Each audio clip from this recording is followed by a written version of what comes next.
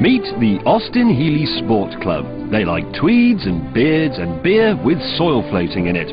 And they think car design peaked in, about 1968. Meet Absy and his crew. They like hoodies and trainers and Argos jewellery. And they think the ideal number of speakers in a car is about 68. These two groups are the chalks and the cheeses in the world of the differing car cultures. And we've brought them together to settle an argument. You see, I think this modern obsession with horsepower is absolutely idiotic. A simple, light, well-sorted classic will be more than a match for some youth car with 5,000 horsepower and a big stereo. Yes, and I think the opposite. So the only way to settle this is with a duel, and that duel will take place here, at the famous Prescott Hill Climb Course in Gloucestershire. It's one of the most prestigious tracks in Britain, the motor racing equivalent of Vera Lynn. Over the years, its corners have been tackled by the likes of Sterling Moss, Peter Collins and Graham Hill. So what in the name of all that's holy would the ghosts of Collins and Hill make of this lot?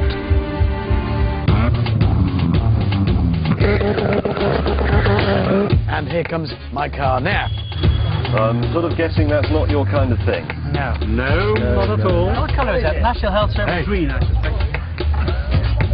If we had a heavy snow, it would be clear in that, wouldn't it? Well, you can mock Beard Brigade, but this Peugeot 306 is one of the finest modified cars in the country, with over £26,000 worth of mods, including 3 TVs, a PlayStation, and over 54 inches of subs. And now, representing a time when subs were something we used to fight the Germans, behold the majesty of the Austin-Healey. British stall.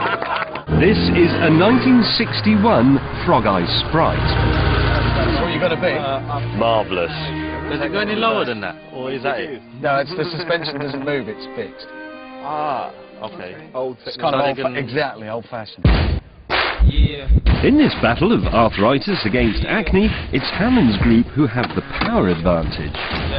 That's a 3 litre V6 at roughly about 200 brake. That's probably about 5 times what he's got over there. Possibly. But what do you reckon 0-60 time would be? About 6.2, I reckon. Oh, that's all right. Bet you've probably got a more powerful stereo than he has. Oh. By contrast, the geriatric Healey sports a modest 130 horsepower, almost 100 less than the Peugeot. What about the top speed? Well, again, the gearing would probably bring that down to about 95. That's not so good, to be honest. And the classic car boys were worried about the fearsome brakes on the max power car. Still, we didn't win 2 world wars by standing around moaning. So, some serious fettling began to make the Healey lighter and more agile. Marvellous. Thank you very much. Thank you.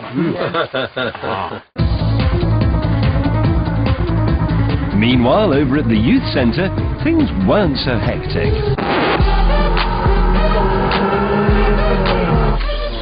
You've got 4 screen. This is the best bit. It's a colour camera as well. Now, this isn't necessarily going to help us go faster. Not really. Both cars were ready for their timed runs up the hill. We just needed an independent driver. Someone who follows no car culture, who has no age, who has no friends to text, and no real L preference. Push the tempo, push the tempo, push the tempo, push the tempo, push the tempo, push the tempo. Not a completely convincing start, do you mind me saying that? Sounds good. Sounds great. Sure enough, it was quick on the straights, but this mobile Halfords paid the price on the corners.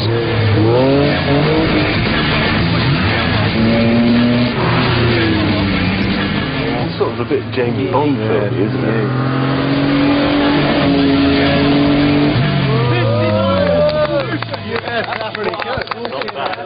That was enough to worry the Healey chaps.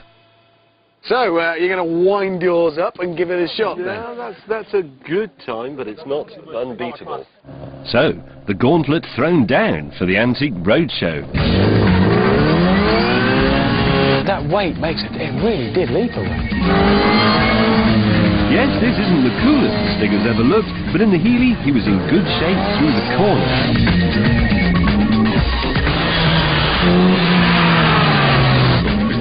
Oh, getting close. The Heeley blitzed the last two turns, but would it be 59.26? Yes, the Beards had won it by a whisker. Age, experience, tweed and a little bit of facial hair is what it takes to win at hill climbing. Right, I know which one I'd rather go home in, the one with a roof and a windscreen.